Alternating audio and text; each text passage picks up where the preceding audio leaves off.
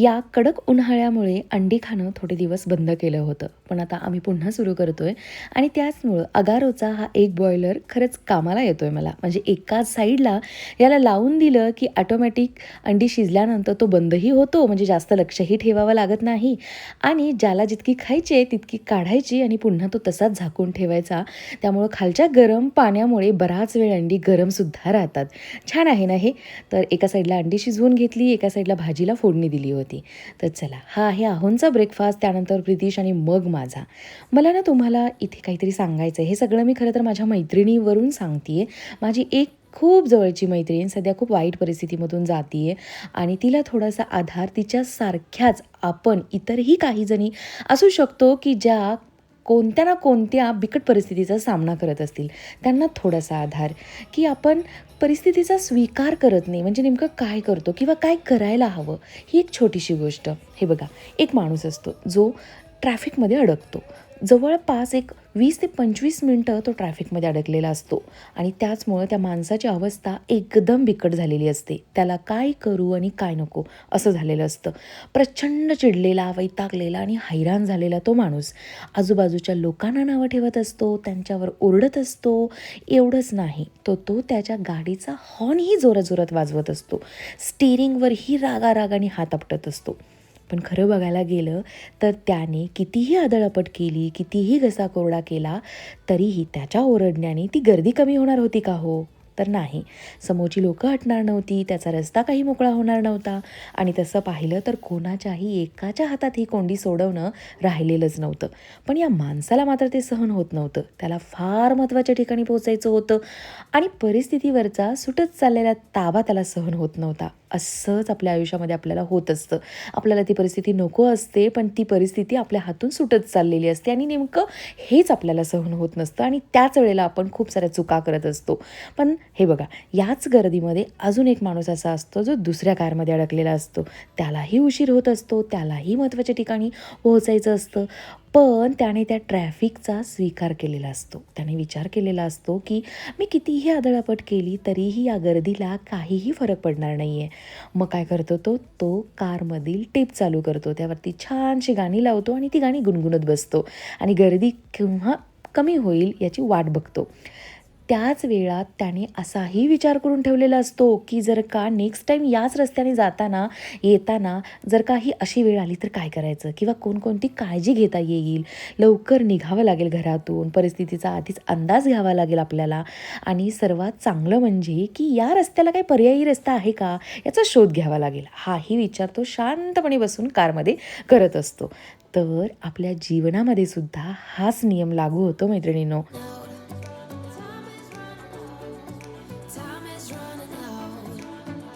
कारेण बुद्धम् एतत्त्वमेतत्स्वरूपं गकारः पूर्वरूपम् अकारो मध्यमरूपम् अनुस्वारश्चान्त्यरूपम्. आपल्यावर वाईट परिस्थिती येते. आपण एखाद्या वाईट परिस्थितीमध्ये अडकतो आणि ती परिस्थिती आपल्याला बिलकुल आवडत नसते. असं नेहमी वाटत असतं, की माझ्यावरतीच का ही वेळ आली आहे? माझ्या बाबतीत हे सारं का घडतंय? जर का आपण असंच सतत विचार करत राहिलो ना, तर चिडचिड होईल. आलेल्या परिस्थितीशी सामना करायला आपण कमी पडू. त्या परिस्थितीशी आपण चांगल्या पद्धतीने लढा देऊ नाही शकणार. तर यापेक्षा आहे ती परिस्थिती स्वीकारायचा निर्णय जर का आपण घेतला, तर ते सारं काही हँडल करायला सोपं जातं. म्हणूनच रडत बसण्यापेक्षा आहे ती परिस्थिती, म्हणजे जी काही गोष्ट आपल्या आयुष्यामध्ये घडतीये तिचा स्वीकार आपण नक्कीच करू शकतो.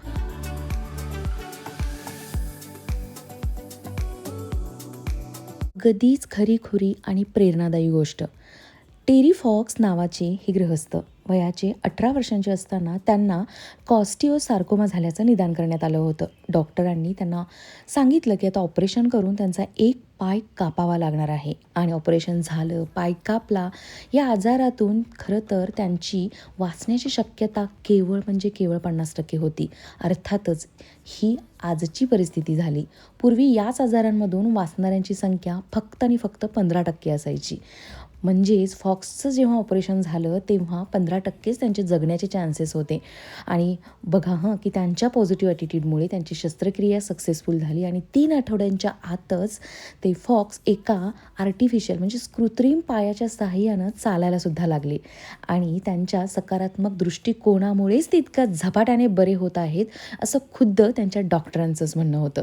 एकीकडे ते बरे होत होते, तर दुसरीकडे अशाच आजाराने ग्रासलेल्या लोकांच्या ते भेटी घेत होते आणि त्यांना प्रेरणाही देत होते. मग त्यांनी अशा लोकांच्या मदतीसाठी निधी गोळा करण्याचा निर्णय घेतला. त्यांनी असंही ठरवलं की जेव्हा ते शारीरिकदृष्ट्या ठीक होतील ना, त्यावेळी ते स्वतःच्या पायावर फक्त चालणारच नाहीत, तर पळायलाही लागतील. त्यांनी फक्त पळण्याचा सरावच केला नाही, तर कोलंबियातील मॅरेथॉनमध्ये सहभाग घेतला.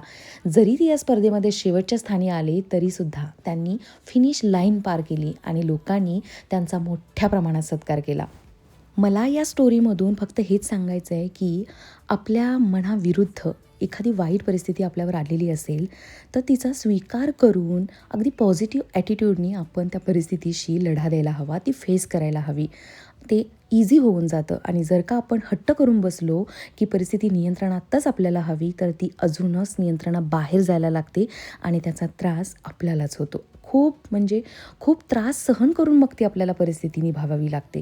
तर त्यापेक्षा जर का ती स्वीकारली, तर आपल्याला वेगवेगळे मार्ग दिसतात की आपण पॉझिटिव्हली हे करू शकतो, ते करू शकतो आणि त्यातूनच ती परिस्थिती आपण निभावून नेतो. तर हेच आहे की नियंत्रणाचा आपला हट्ट सोडायचा आणि आहे ती परिस्थिती अगदी सकारात्मकतेने स्वीकारायची. तर चला, ही माझी मैत्रीण आणि तिचा मुलगा माझ्याकडे आता 4 दिवस सुट्टीसाठी आलेले आहेत. ही वृषाली आहे, जी माझ्यासोबत MSWला म्हणजेच मी MBA करण्यापूर्वी कोल्हापूरला सायबरमधून MSW हे केलेलं आहे. तर तेव्हाची माझी ही क्लासमेट, माझी रूममेट आणि माझी बेस्टी. तर खूप दिवसांनी ती आज आली आहे. ॲक्च्युली जुन्या घरी आली होती, नवीन घरी यायचं म्हणत तिचं राहून गेलं होतं. तिला फक्त मे महिन्यातच सुट्टी असते. तर म्हटलं या मे महिन्यात तरी तू अजिबात चुकवू नकोस, ये. तर आली आता 4 दिवस माहेरपणासाठी माझ्याकडे.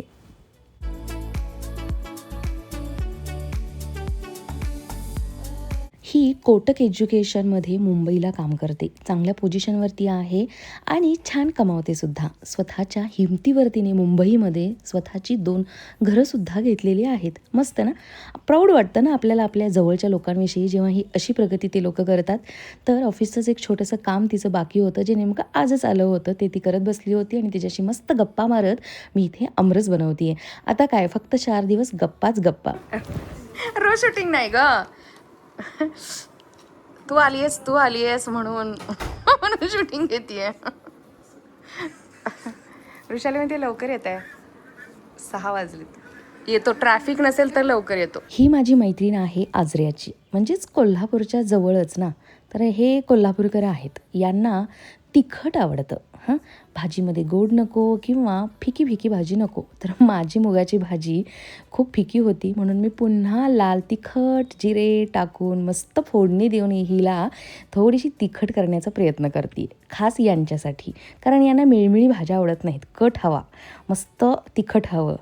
मुगाची ही अशी आमटी, भात, आमरस, चपाती आणि बटाट्याची भुजिया टाईप जी असते ना, भुजिया नाही म्हणता येत याला, एक वेगळीच फ्राय केलेली भाजी असते बघा, ती बनवते. काय करायचं, यामध्ये बटाटा चिरून मी ठेवून दिला होता, तर त्याला कढाईमध्ये तेल घेतलं, जिरे घातले आणि आता हा बटाटा छानपैकी यामध्ये मी फ्राय करून घेणार आहे तेलात. प्रॉपर असा ना मस्त क्रिस्पी होईस्तोपर्यंत भाजायचा आहे. आणि याच्यासाठी ना वरून एक वेगळा मसालाही बनवून ठेवला आहे, ज्यामध्ये जिरे, धने, लाल मिरची, लसूण हे सारं घालून पाणी घालून त्याची पेस्ट बनवून घेतलेली आहे आणि ती नंतर यामध्ये वरून ॲड करायची. अशा पद्धतीनं बटाट्याची भाजी खूप टेस्टी लागते. आणि ही भाजीची रेसिपी आहे ब्रिस्टीची. ब्रिस्टीला तुम्ही फॉलो करत असाल ना, तर तिच्या चॅनलवरती पण बघू शकता तुम्ही. मी थोडेफार माझे काही स्वतःचे बदल करते यामध्ये आणि बनवते. मस्त झाली होती, अगदी छान. म्हणजे ना लिटरली कमी पडली. मला असं वाटत होतं की बटाटा आमच्याकडे जनरली आवडत नाही या दोघांना, तर ते खाणार नाहीत, पण तेच आवडीनं चवीनं खात होते. प्रितीश तर बोलला, मम्मी जेव्हा भाज्या टेस्टी असतात तेव्हा कमी का गं पडतात भाज्या. म्हणजे त्याला एवढी आवडली होती ही भाजी. तर नक्की ट्राय करून बघा, अगदी सोपी आहे, छान आहे.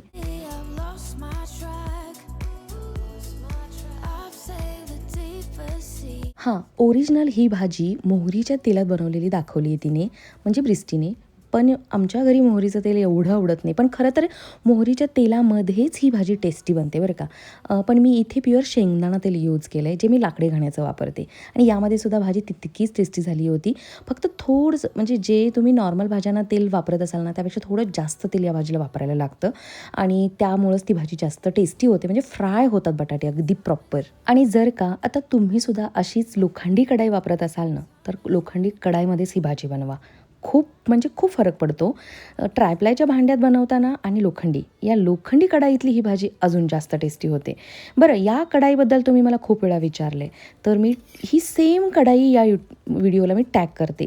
अगदी स्वस्तात मस्त कढाई आहे. नक्कीच घ्या आणि सांगा मला तुमचा एक्सपिरियन्स. आणि याला सीझनिंग वगैरे करायची काही गरज नसते. ऑलरेडी हे प्री सीझन असतं हे. त्यामुळं डायरेक्ट वापरायला घेऊ शकता. पहिल्यांदा थोडंसं ना धुताना काळजी इतकीच घ्यायची की त्याला थोडंसं तेल राहिलं पाहिजे किंवा तुम्ही जर का तुम्ही धुवून काढलं असेल तर पुन्हा त्याला थोडंसं तेल लावून तुम्ही ठेवू शकता. म्हणजेच काय, खूप असं घासून त्याचं पूर्ण कोटिंग नाही काढायचं. त्याला थोडंसं ना आपल्या स्वयंपाकाचं तेल लागलं पाहिजे आणि ज्या काही आपण भाज्या करतो त्यामध्ये त्याचा वास फक्त निघून गेला पाहिजे इतकंच त्याला घासायचं. आपल्याला एक सवय असते की घासतो आपण अगदी तारीची घासणी वगैरे वापरून. तसं नाही करायचं, मग त्याला गंज येतो. तुम्ही मला खूप वेळा कॉमेंट करता ना की तू कशा पद्धतीने या भांड्यांची काळजी घेते. तर बघा, मी तर स्वतः आता भांडी या 15 दिवसात घासली, कारण माझी मेड नव्हती म्हणून. पण आता कविता येते तर नेहमीच माझ्याकडे कविता असते ना, तर तीच घासते ही भांडी आणि नाहीत गंजत वगैरे. कधीतरी त्यामध्ये पाणी राहिलं तर मात्र गंज चढल्यासारखं होतं आणि माझ्या कविताला सांगायला लागतं, आठवण करून द्यायला लागते, बाई खूप घासू नको गं, कमी घास थोडं.